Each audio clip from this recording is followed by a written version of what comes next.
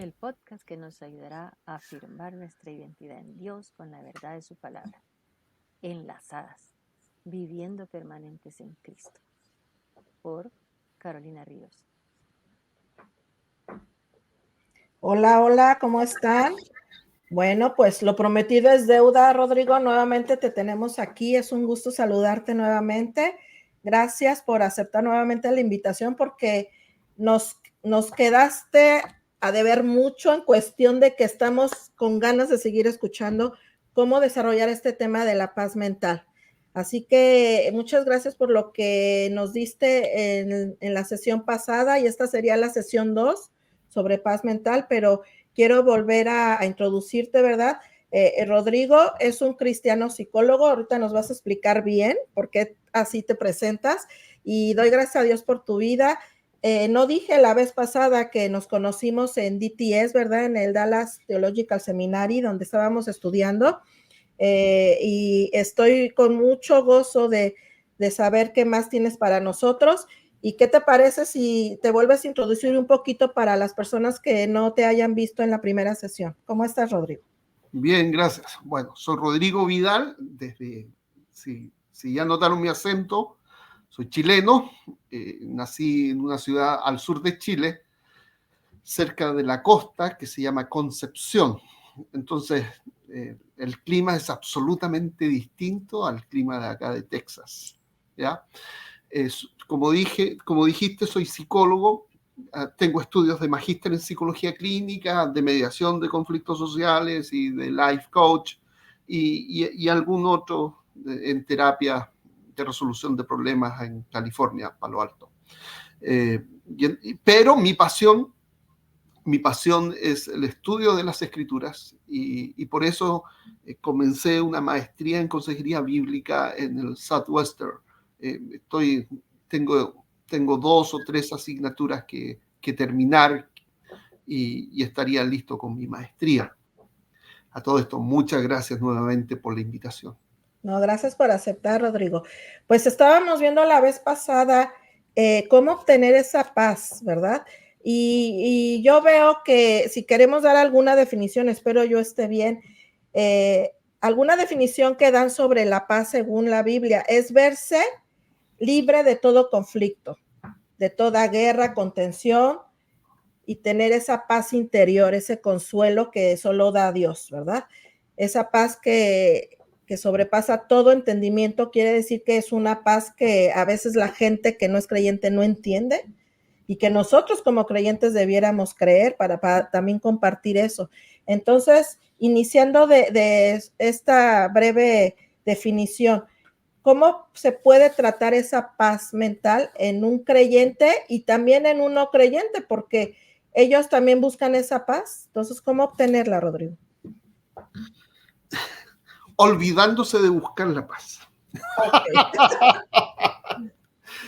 Fíjate, todo lo bueno que Dios nos ha dado, una cosa es la paz,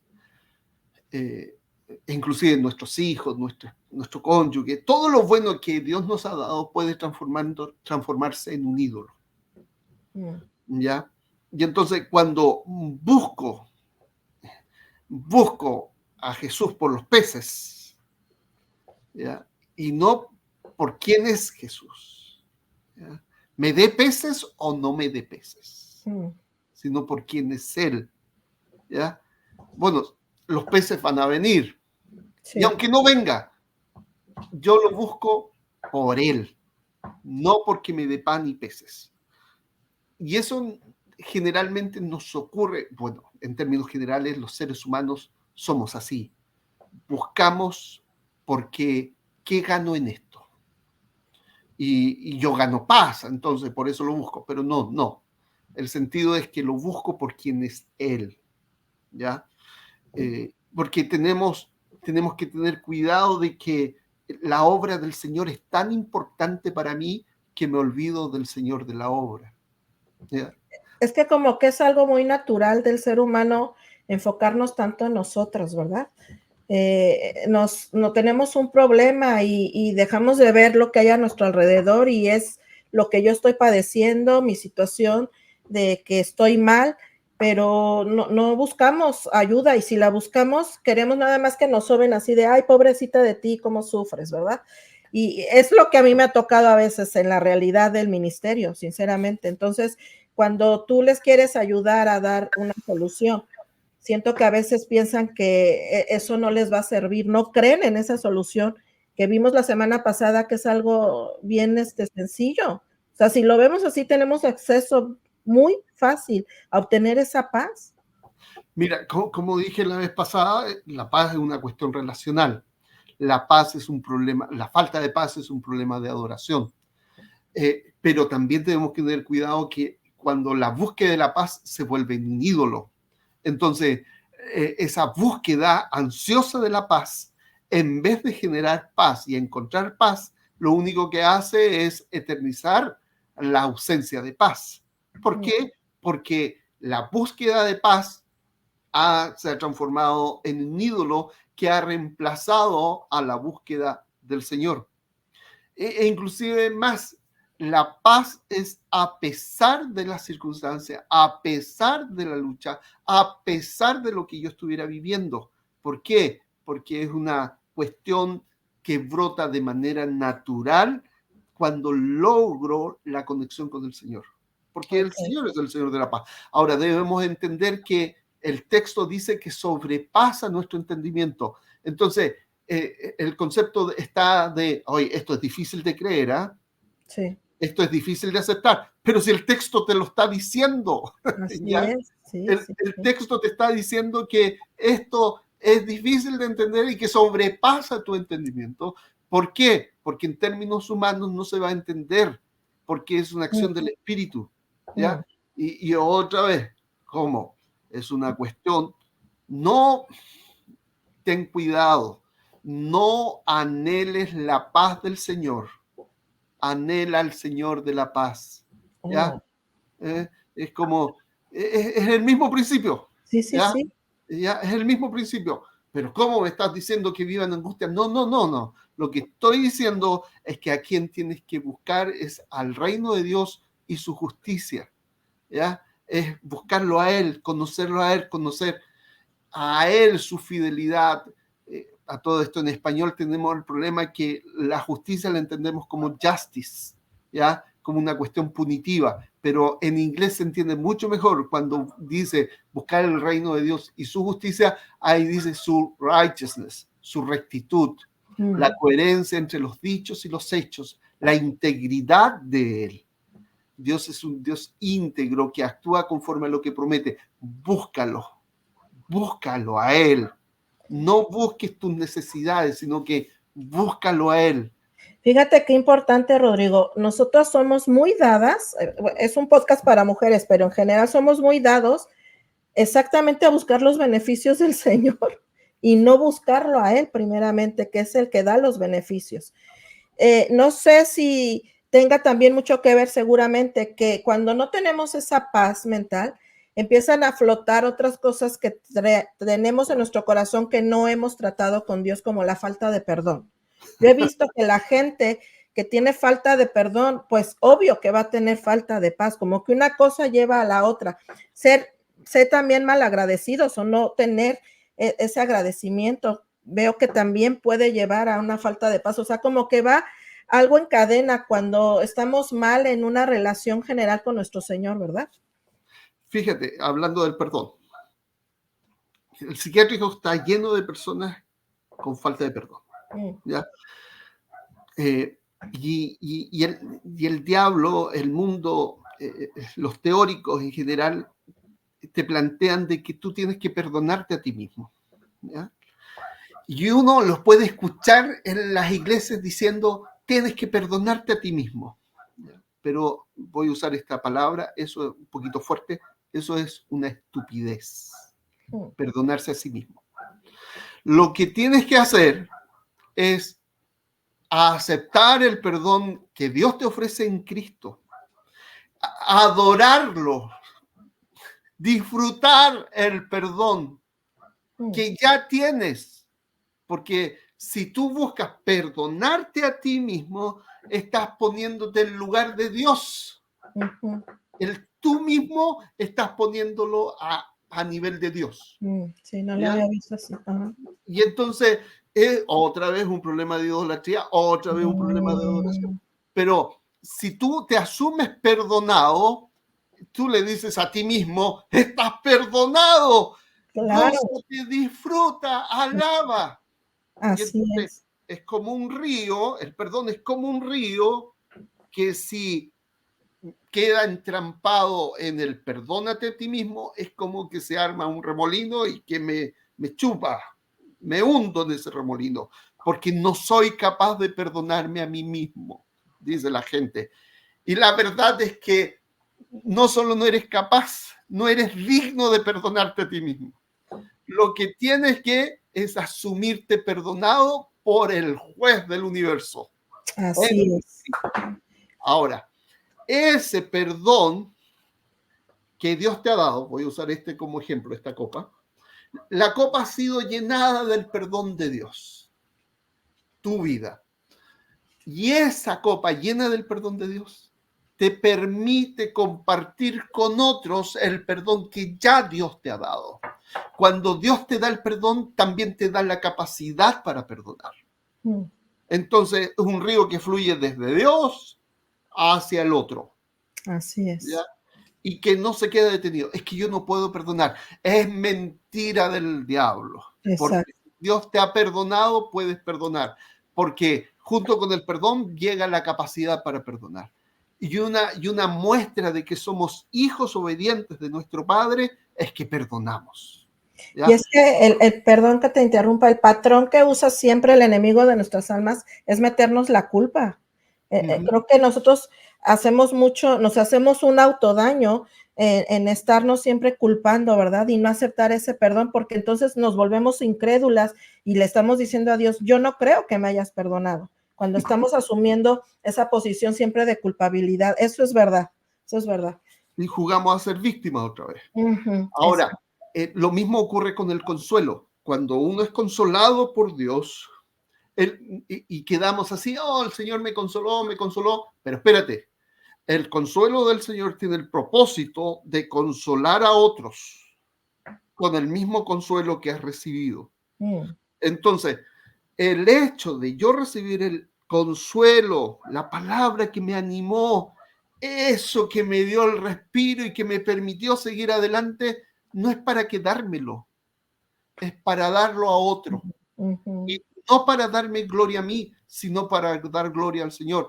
Y este otro tengo que enseñarle que una vez que recibe consuelo, ha de compartir el consuelo recibido de parte del Señor con otros, porque el consuelo es parte de esto también.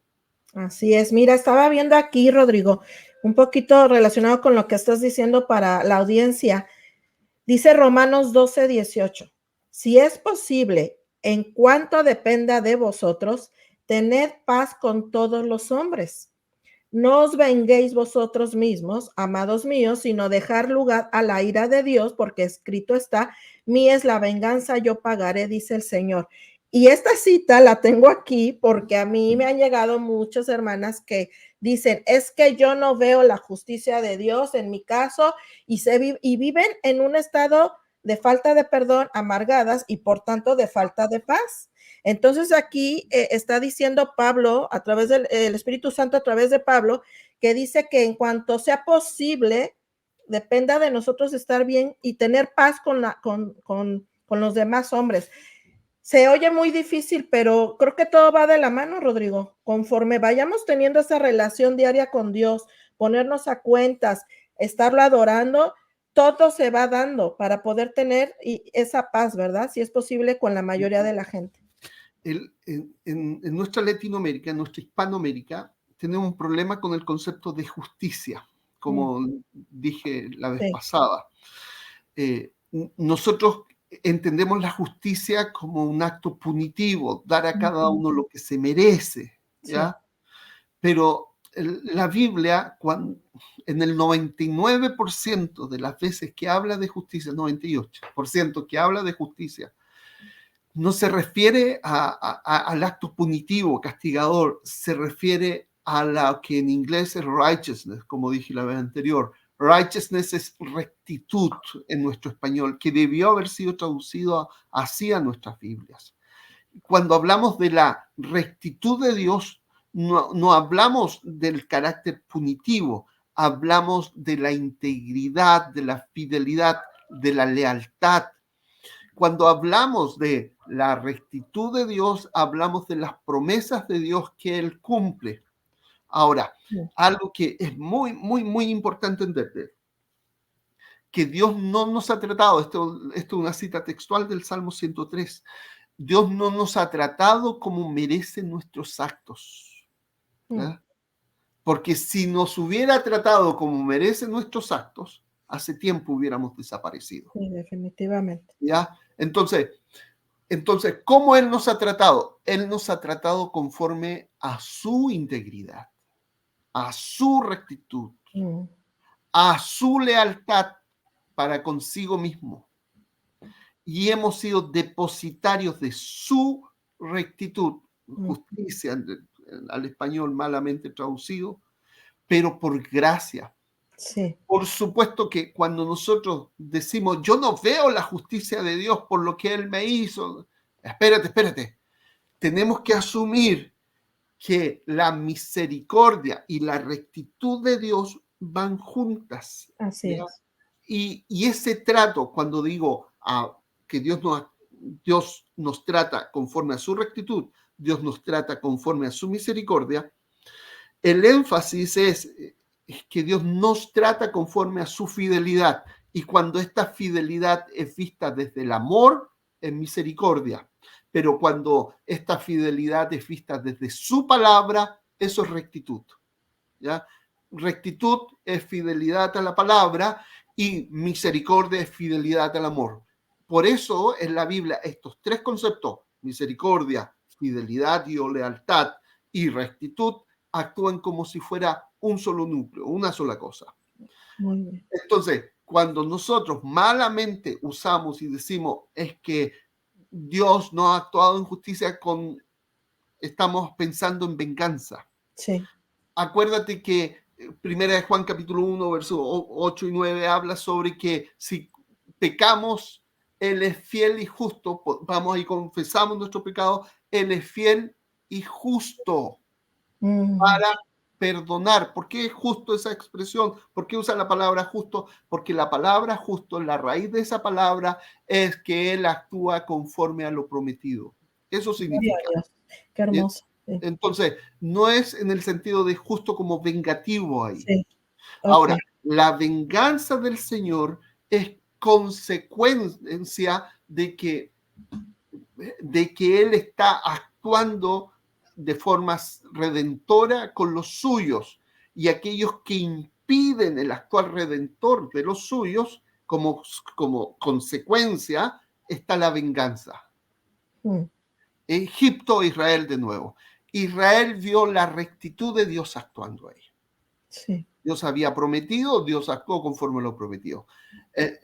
En términos de nuestra traducción, usó la palabra Dios en el acto redentor, actuó en justicia, en el acto redentor. Pero Egipto, ¿cómo lo experimentó? Como venganza. El mismo acto. No son dos actos diferentes. Pero en relación a la actividad salvadora, eso se llama justicia de Dios. ¿Ya? Y en consecuencia, como resultado, nosotros también podemos ser así, ¿verdad? Ser rectos, mostrar misericordia. Y la misericordia que Dios nos ha mostrado, debemos mostrar a otros. Claro. ¿Por qué? Porque la ira de Dios está sobre aquel que no es de Cristo. Entonces, nosotros nos olvidamos a qué espíritu pertenecemos.